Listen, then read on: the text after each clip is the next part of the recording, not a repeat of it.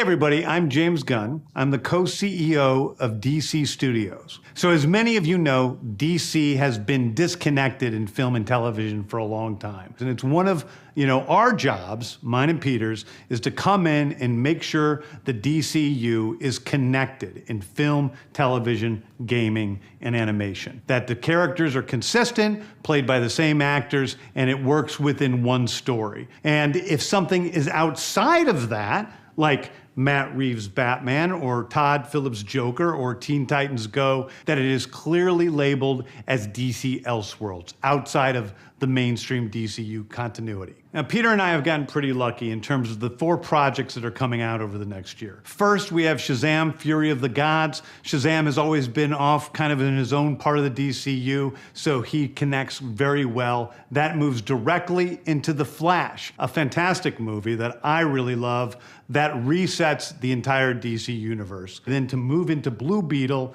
a fantastic film about a kid who's a marvelous part of the DCU, and then into Aquaman 2, which leads directly into our next few projects, which I'm going to tell you about now. So, Peter and I, along with a group of very talented writers, have started to map out an 8 to 10 year plan of what DC Studios will be in film, television, and gaming. This first chapter is called Gods and Monsters. Now this, what I'm about to tell you, is a part of the first chapter. It's not the entire first chapter. The first project is Creature Commandos.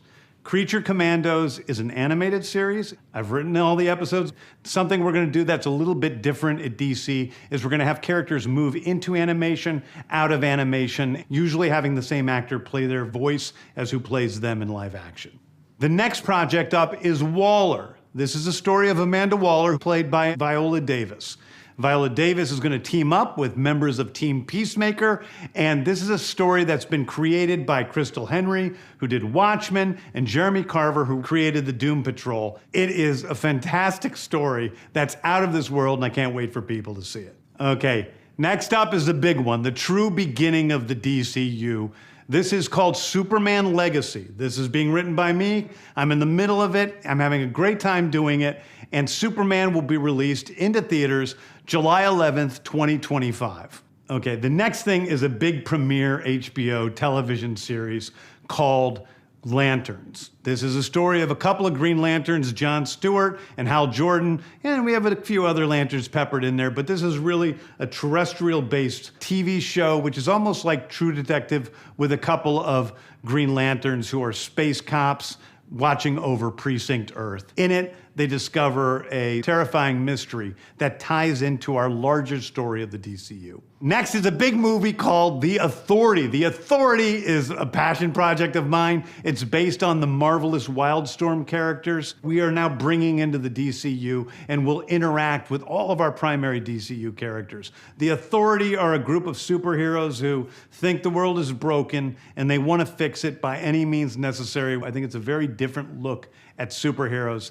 We're doing a television series called Paradise Lost. Paradise Lost is the story of Paradise Island, usually known as Themyscira, which is the birthplace of Wonder Woman. It's almost like Game of Thrones with Westeros, but with all of the inhabitants of Paradise Island. The introduction of the DCU's Batman is The Brave and the Bold. The Brave and the Bold is the story of Batman and his actual son, Damian Wayne. This is based on Grant Morrison's great comic book run. Damian Wayne is my favorite Robin. He's a little assassin who Batman tries to get in line, and so this is the story of the two of them and the beginning of sort of the Bat family in the DCU.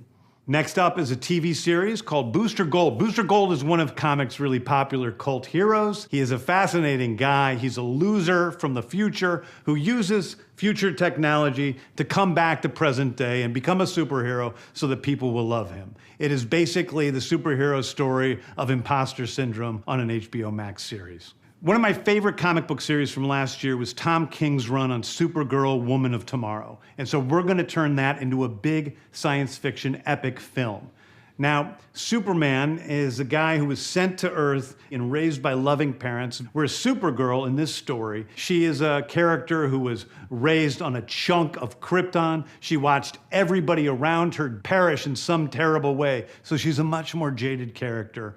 And that brings me to Swamp Thing, the last thing we're going to talk about, a very dark horror story in the origins of the monster who is Swamp Thing.